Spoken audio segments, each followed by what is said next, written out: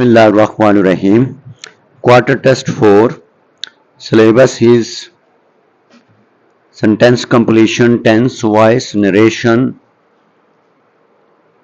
collocation, pairing, verb, and all the vocabulary. First MCQs about correct the spelling. बड़ा important word है Fahrenheit.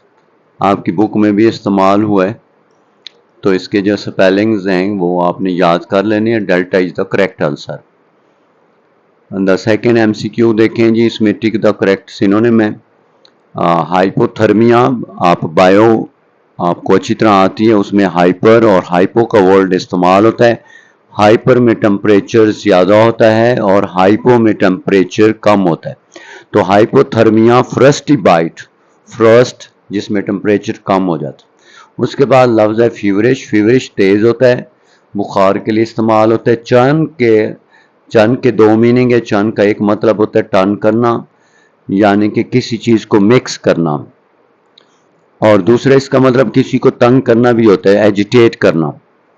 Quadriceps मेरे ख्याल में आपके थाइस के जो 4 मसल्स होते हैं उनको हम क्वाड्रीसेप्स कहते हैं. तो correct answer is alpha. Third one देखें, his dash simplicity is one of his qualities.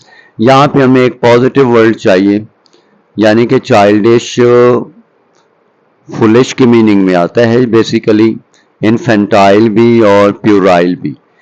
All of three have the meaning childish which means foolish. जैसे हम किसी को कहते हैं बच्चों जैसी हरकतें न करो, लेकिन यहाँ हमें उसकी मासूमियत को डिफाइन करना चाह रहे हैं. तो चाइल्ड लाइक बेसिकली एक पॉजिटिव वर्ड है जिसका मतलब इनोसेंट है, जिसका मतलब नाइव है, नाइव. तो pure, innocent, candid, straightforward. तो beta is the correct answer. उसके बाद देखेंगे, in the hot sun the surface of the road seems wet but that is only dash.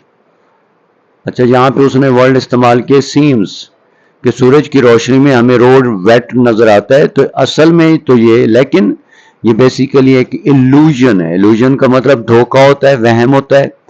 एल्यूजन का मतलब होता है रेफरेंसेस, जैसे हम कोटेशंस वगैरह ऐसे लेटर्स में डालते हैं.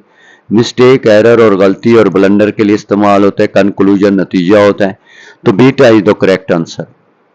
उसके बाद देखें, हमारे पास वर्ब है, Norma saw it as she dash the apartment. लेकिन ये जो एज है ये बेसिकली ये इस बात की निशानदेही कर रहा है कि दोनों एक्शन सेम टाइम में हो रहे हैं. whenever you see that two actions in the past are occurring at the same time, so verbs should be same. क्योंकि देखिए वर्ब का ताल्लुक टेंस से और टेंस का ताल्लुक तो टाइम से. टाइम के बगैर तो हम उसको मैयर भी नहीं कर सकते. अगर दोनों एक्शन का टाइम सेम है तो वर्ब भी सेम होना चाहिए. जैसे सॉ है तो नीचे भी फिर सेकंड फॉर्म आएगी, लेफ्ट आएगा, लीव लेफ्ट. तो हमें पता चला कि एज के साथ हम सेम टेंस फॉलो करते हैं. नेक्स्ट जो MCQ है ये हमारा थर्ड कंडीशनल इन्वर्जन है तो बुक की लाइन गॉड बी प्रेज्ड की. तो had it been someone else. आपको पता है कि अगर कंडीशनल सेंटेंस में एक हिस्से में हैड प्लस थर्ड फॉर्म आ जाती है तो दूसरे हिस्से में मॉडल वर्ब के साथ हैव आएगा और हैव के बाद थर्ड फॉर्म आएगी. तो यहाँ पे देखें, कुड के बाद हैव नहीं है, वुड के बाद भी हैव नहीं है, शुड के बाद हैव तो है लेकिन थर्ड फॉर्म नहीं है.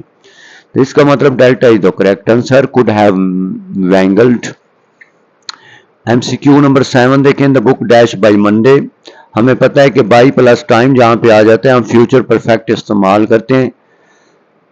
अब फ्यूचर परफेक्ट तो दो खड़े हैं, चार्ली भी फ्यूचर परफेक्ट है, डेल्टा भी फ्यूचर परफेक्ट है. अब हम देखेंगे जो हमारा सब्जेक्ट है वो एक्टिव है या पैसिव है. तो यहाँ पे सब्जेक्ट पे काम हो रहा है, तो सब्जेक्ट हमारा पैसिव है. बुक पब्लिश की जा रही है, the book will have been publish, तो पैसिव सेंस आनी चाहिए. तो आपको पता है कि विल हैव पब्लिश का पैसिव वाइज बन जाएगा विल हैव बीन पब्लिश. तो delta is the correct answer.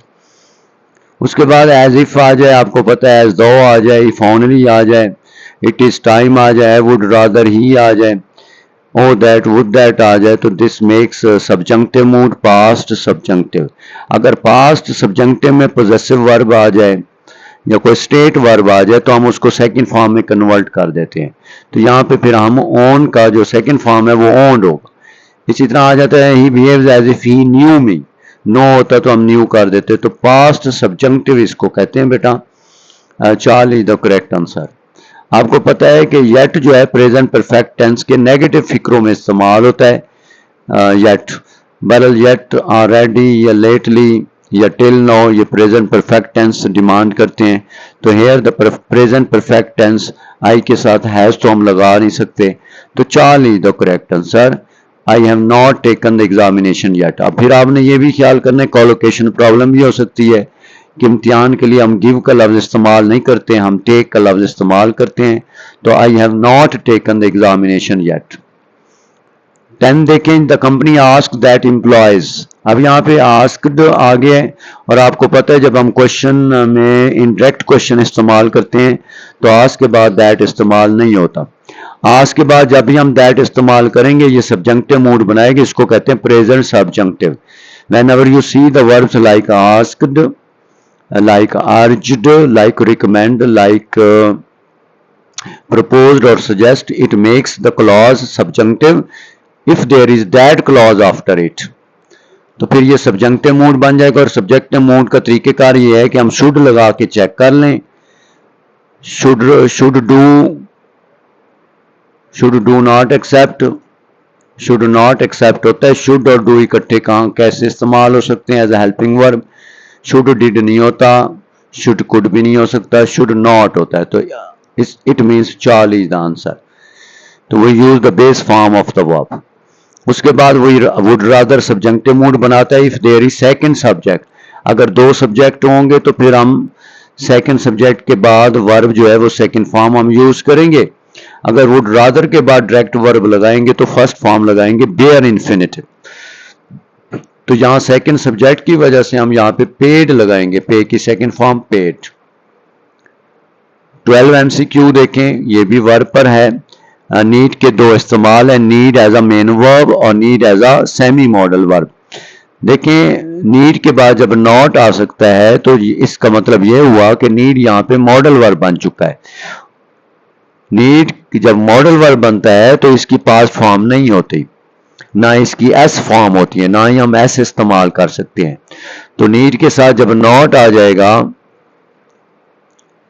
तो फिर हम इसके साथ नीडेड का लफ्ज इस्तेमाल नहीं करेंगे, इसका मतलब डेल्टा तो हो गया गलत।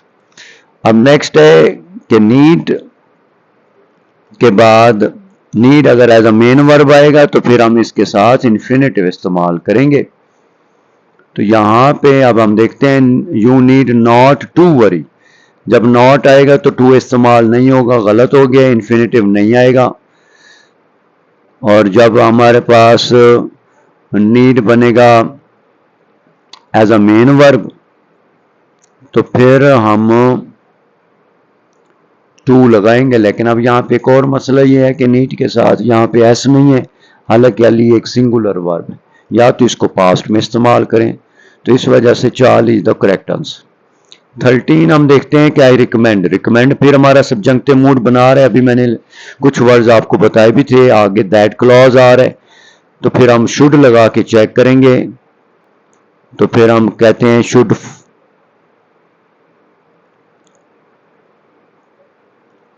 शुड अपीयर होता है। I recommend you that you appear for the examination to make better grades। Recommend के बाद देखें हम डायरेक्ट इनडायरेक्ट ऑब्जेक्ट इस्तेमाल नहीं करते, हम डायरेक्ट ऑब्जेक्ट इस्तेमाल करते हैं। आई रिकमेंड दिस बुक वगैरह। तो इस वजह से ये अल्फा जो है हमारा इनकरेक्ट हो गया। इस वजह से सेकंड जो बीटा है दैट इज आवर आंसर।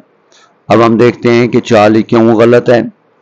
यहाँ पे वो देखें, यहाँ पे वुड लगा हुआ है, हमने तो शुड लगा के अपीयर लगाना था। तो यहाँ पे शेल लगा हुआ है, शेल और वुड की वजह से चार्ली और डेल्टा इनकरेक्ट।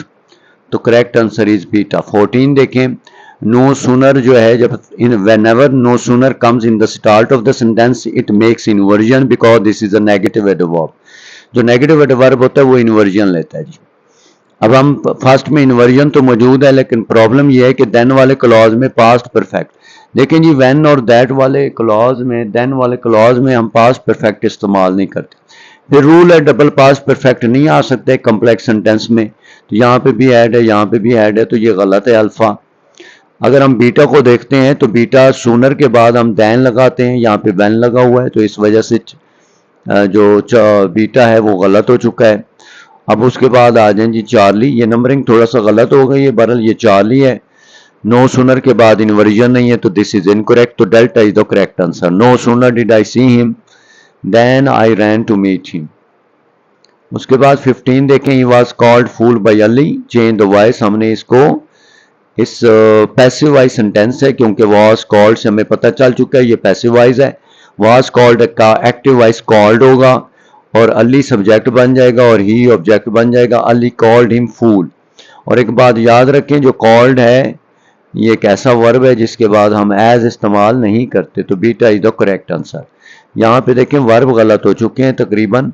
एक्टिव वाइज और पैसिव वाइज बनाने के लिए सिर्फ वर्ब को ही हम याद कर लें तो हमारा तकरीबन 100% ये पेपर हो जाता है। 16 देखें, he told us that Ali was a good boy. लेकिन जो टेल है वो डाई ट्रांजिटिव वर्ब है, ये अपने बाद दो ऑब्जेक्ट लेते हैं बाज़ औक़ात। देखें आज हमारे पास एक इनडायरेक्ट ऑब्जेक्ट है और दैट वाला क्लॉज पूरा ही नाउन क्लॉज है, और ये हमारे पास डायरेक्ट ऑब्जेक्ट है। इसके दो पैसे बन सकते हैं, या तो आएगा वही word told that Ali was a good boy, या that Ali was a good boy was told to us by him. तो ये दूसरी तरह से पैसे बना हुआ है, that Ali was a good boy was told to us by him, तो alpha is the correct answer. बाकी देखें सारे इनकरेक्ट हैं। I said to him it is for now, इसकी हमने नरेशन करनी है और आपको पता है सेड टू हिम बदल जाएगा ऑब्जेक्ट की वजह से टोल्ड में, और फिर हम यहाँ पे दैट इस्तेमाल करेंगे, इट वाज हो जाएगा और नाउ की बजाय हम देन में कन्वर्ट कर देंगे ड्यू टू, क्योंकि हमारा जो रिपोर्टिंग वर्ब है वो पास्ट में है तो पास्ट टेंस इस्तेमाल होगा। बाकी जो सारे ऑप्शन है, ये सेट को हमने टोल्ड में नहीं कन्वर्ट किया, ये गलत हो गया है। नाउ देन में कन्वर्ट नहीं हुआ, इस वजह से ये गलत हो गया है। और आपको पता है टोल्ड के बाद ट्रांजिटिव वर्ब है, इसके बाद प्रेपोजिशन